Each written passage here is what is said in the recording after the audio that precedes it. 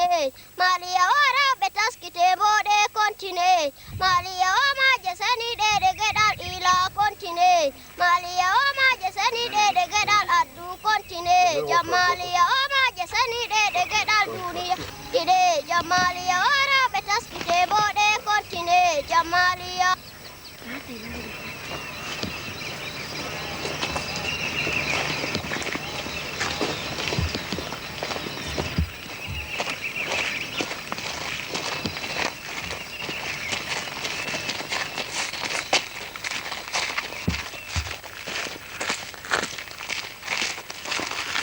The average Mbororo lives in some remote part of the country, usually the hilly expanse where he can graze freely.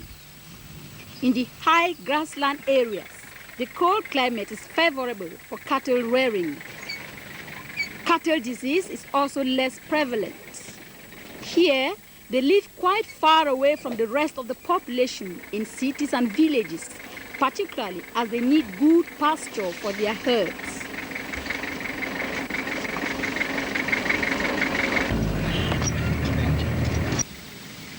In the northwest province of Cameroon, the Mbororos are known as cattle Fulani.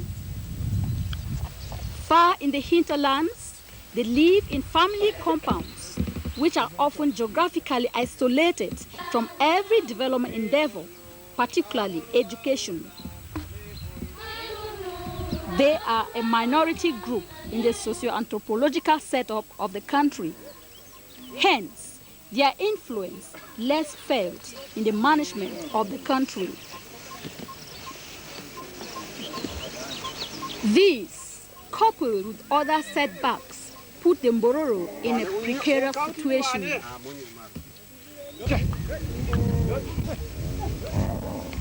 Many of them don't still realize the importance of sending their children to school.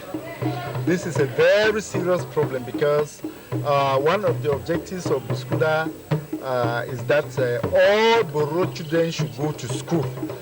We have said Mbororo people should be sedentary because land is becoming scarce. But up till now, we still have some people who are still being nomadic and not sedentary. We have the farmer-grazier conflicts, which is a very serious issue in the Northwest. These conflicts have not always resulted in small fights, but the problems are there, and we still plead that the administration should be able to do something. The tradition of the Mbororo man, sometimes our fathers, the elders, they tell you there's no problem, when in reality there are so many problems. So they don't really tell you honestly what is in their minds, and that is the Fulani tradition of Pulaku.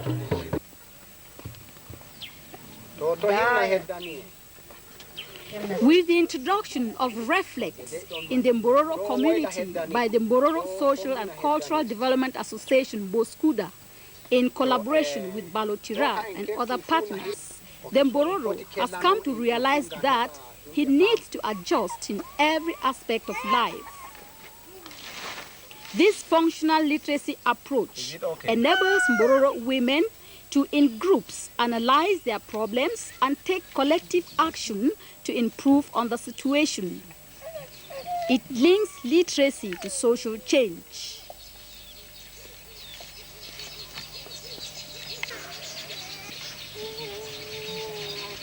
During such learning in Akweto, in Donga Mantung division, the women diagnosed the lack of a school as their greatest problem. The women during their learning identified the lack of education for their children as a major problem. After having analyzed the situation very, very critically, they arrived at an action point, which was to construct a school for their children.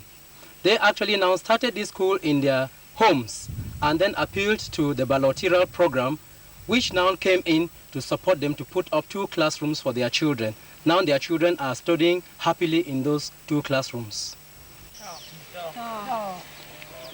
The functional literacy coordinator supports Reflect circles in 30 communities in the North-West province.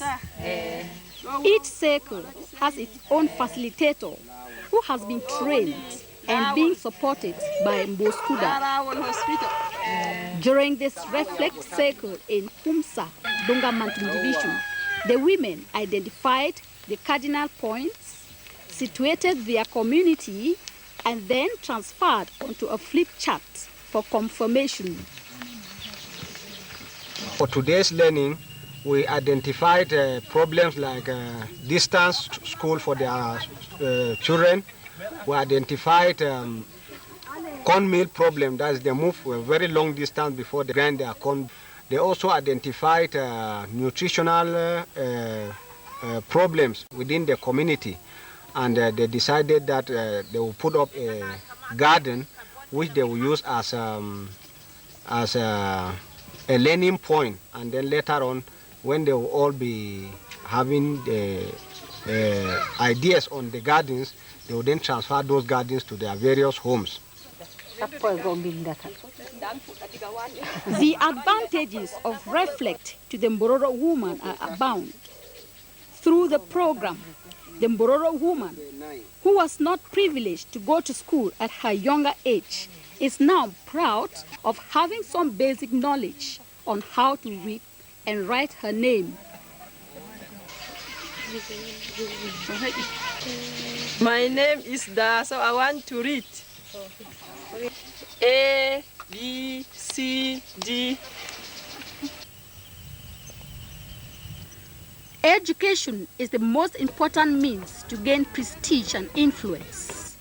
It enables one to be able to defend his or her rights when challenged. Within this framework, MBOSCUDA has embarked on the construction of a number of primary schools for the Mbororo children in the North-West province. The Akweto Community School is up to class 6 with 35 pupils in 2 classrooms and 2 teachers.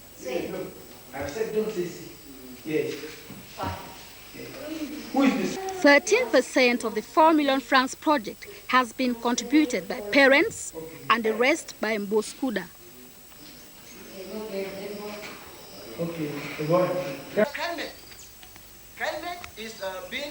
In Bamuka Hilltop Community School, the kids have been studying in a tattered and unequipped building for 13 years. Presently, MBOSCUDA is constructing a 2-classroom block that would cost about 6 million francs. Here, children trek for long through bushes to go to school. The teachers are untrained. This one has just completed class 7. She teaches the lower section. 1 boy. 1 boy. 1 boy. 1 boy. 2 sticks. 2 sticks. 1 cow. 1 cow. 2 cows. 2 cows. 2 cows. 2 cows.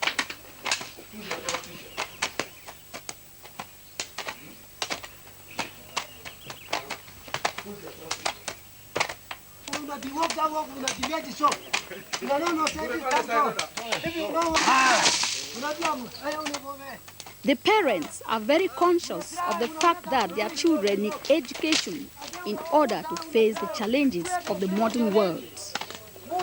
They contribute on skilled labor and local material through community work supervised by the ALDO. In the Mban community in Fundong, the 1-classroom block contains the whole school. That is, from class 1 to 5, and 1 teacher for all the classes. 4, 6. The only way out is for the teacher to group the kids according to the classes. Sitting on benches is in turn, as the benches are not enough. 4 subdivisions. The heavy toll on parents here is the transportation of building material to the school campus, which is inaccessible. They have to carry sand and cement on horseback for about 5 kilometers. It is a difficult task, but a necessity, and so the parents are determined.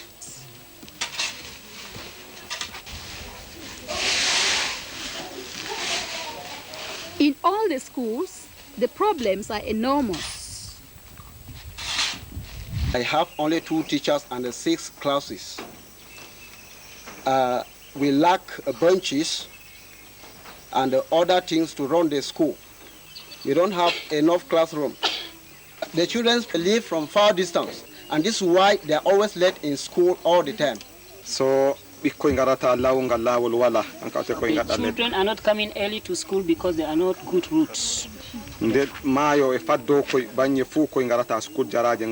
at times the streams on the way they overflow and the children are unable to cross. So school parents school say school fees Okay, the main problem at the side of the parents is that parents want to bring their children to school, but the fee here is very high for them. Now they are really unable to meet up with the fee.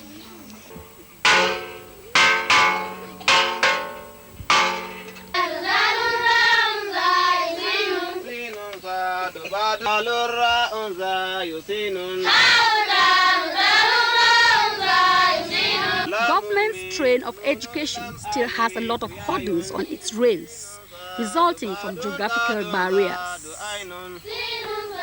Even if there were the monies, thinking that building materials will ever reach the Mbinjam Islamic School is a dream.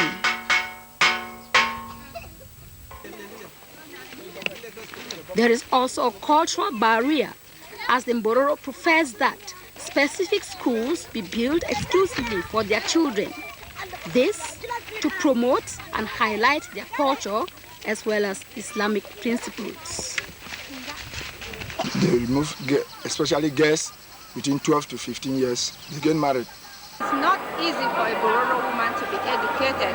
As of now, we may be having about 3% of Mbororo girls who are educated.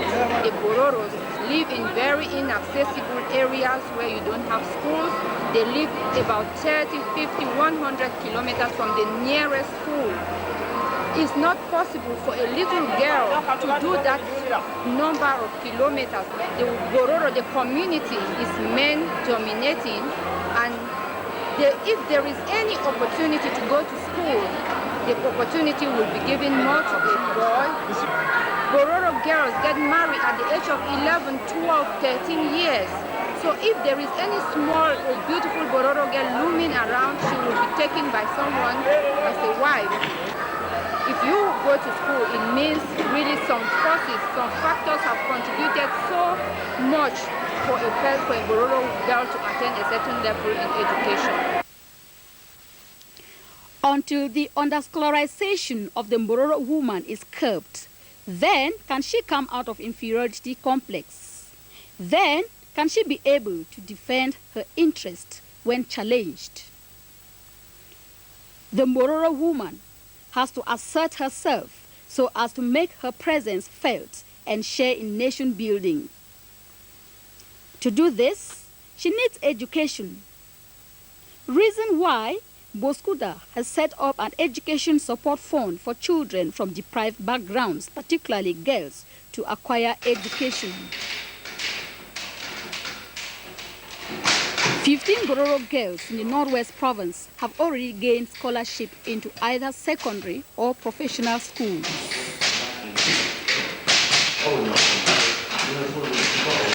I am hoping this shows that any Mbororo child can do it if given the chance. At home, my mothers are having problems because they cannot read and write, and as such, they are having problems with their accounts. With the knowledge that I've acquired from here, I will help them. In order to achieve its goal of the girl child education, MBOSCUDA works in collaboration with the parents of the concerned. We first of all start our sensitization on the education of our girls' child, especially on the parents. And this, we talk to the parents, the fathers, and also we make sure that the women, the mothers are sensitized more. And that's why you see, by doing so, we started a functional literacy, which we call Reflect, with the women, so that those women who have never been to school will be able now to know how to read and write, and started to know the importance of education in their own life. And for that reason, they will know that they have missed something that they were supposed to do in their youthful age. And for that reason, they will not want their own child to suffer the same fate. When we give scholarship, we engage with the parents in a written contract that is signed by the sponsoring organization MBOSCUDA and the parents through a lawyer. And a 5 years or 6 years program contract is signed that the parents cannot interfere with the life of the child, the education life of that child, until that contract is expired. Through Reflect, Mbororo women in the North-West province have learned to form women groups during which they conceive, design, and manage their projects according to their specific needs and means. As a women's president, I attend meetings in Dogtown and I bring back the feedback to my women. I also call meetings, and whenever a woman has a problem with her sister or mate, I solve the problem. I also ensure that they manage the money that will contribute fairly. Unity among the Bamuka hilltop women has enabled them to acquire a grinding mill. Reflect has focused on skill developments for women. They have been trained on group dynamics, income-generating activities, and are registered as common initiative groups. This paves the way for them to access other benefits designed for poverty alleviation by government, non-governmental organizations, and other funding agencies. To succeed, MBOSCUDA works in collaboration with partners like Plan at the German Development Service, who assist in various domains. We have been doing some projects in the domain of education, and we have started something in the domain of health, focusing on HIV and AIDS issue. We are among the poorest community in Cameroon, and we are working with them as well as pygmies in the east. We have entered into a new collaboration to strengthen the organization in its institutional capacities. For example, skills to improve on their skills in planning or report writing, as well project writing. And we have another impact or focus on gender. The learning circles provide a focus for strengthening Mbororo women, who now go beyond the traditional role of milking cows and caring for children. With the help of trained women coordinators, they are now engaged in a range of development activities which empower them economically and socially. In addition to soap making and body lotion production, the Mban Women Group also does farming. The farm generates income and reduces the dependency rate. We think if they are trained on savon and body lotion production, they can sell and have some income. And even with the gardening, they can improve on their nutritive value of their diet and also sell part of the product to increase their income. As a further step to redressing the marginalization of Mbororo women, in Binjam, Menchum Division, the women's group has been drilled on pepper farming. Bayam Selams come from Womb Town and other places to purchase the pepper at about 2,000 francs a bucket. The very first year, the sale was more than 100,000 francs. When we sell the pepper, we save some of the money. Then we send our children to school. Then we buy their books. Then we buy. When any of us is sick, we use some of the money to buy medicine. We buy like the thing where we can use them for. And then we also buy our household needs like oil, bathing soap, and many other things.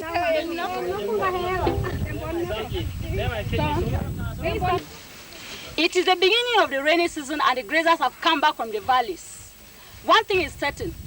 Before they take off, they must consult a malam to find a lucky day on the Islamic calendar. Cattle rearing is the mainstay of the Mbororo and is considered part and parcel of him. It is a source of health, wealth, and life. Without cattle, the Mbororo becomes vulnerable. His prestige and honor, therefore, lies in the number of cattle he has. Thus, he continuously moves far into the hinterlands to search for green pasture.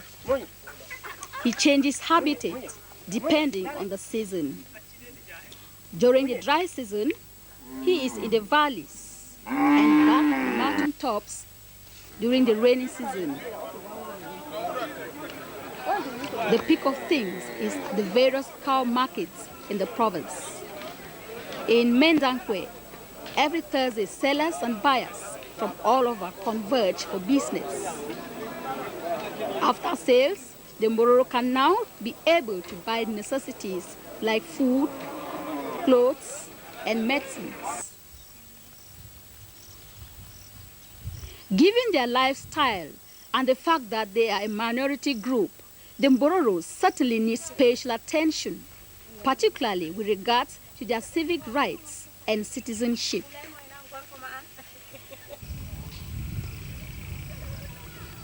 MBOSCUDA has set up a paralegal extension program which advocates for the rights of 30 communities in the North-West province. This is done by providing advice and information to people whose rights are abused. This endeavor enables the Mbororos to secure their rights for themselves.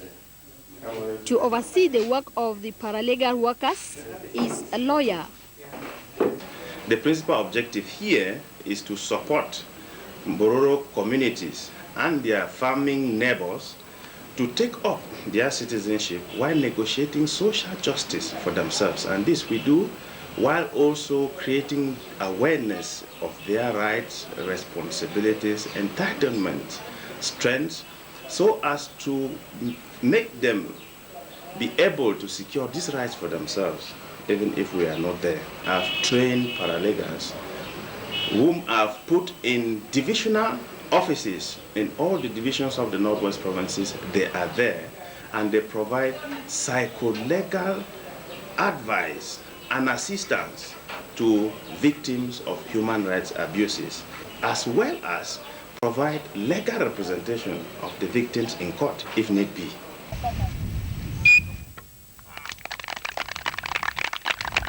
If there is anything Cameroon is known for the world over, it is football. The Bamuka hilltop youths, though cut away from all conventional communication links, are aware of the important position of football in the country. They meet regularly to relax, entertain themselves and others. Some of them may not be conscious of the role this plays on their health, but it goes without saying that the games help them health-wise.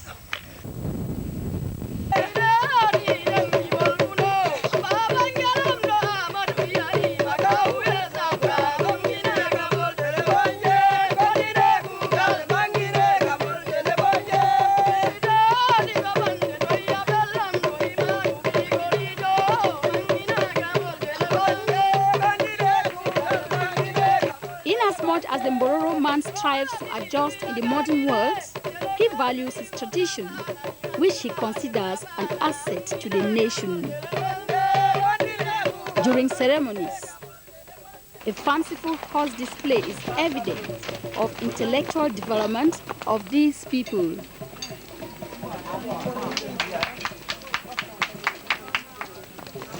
Their art is peculiar. The mat serves as a bed during transhumance. The calabash serves as a container for milk, which will be used to fabricate butter later. General assemblies have become popular gatherings where Mbororos come to share ideas, discuss progress, difficulties and solutions to their problems as a people. The one that held in Bamenda was attended by Mbororos from all over the country. Through talks during such occasions, the Mbororos have come to realize that they are human beings with rights and obligations like others. But then, they need to be united, for, as MBOSCUDA Vice National President Manu Jaji told them, governments and funding bodies direct assistance to those who are more organized than to individuals.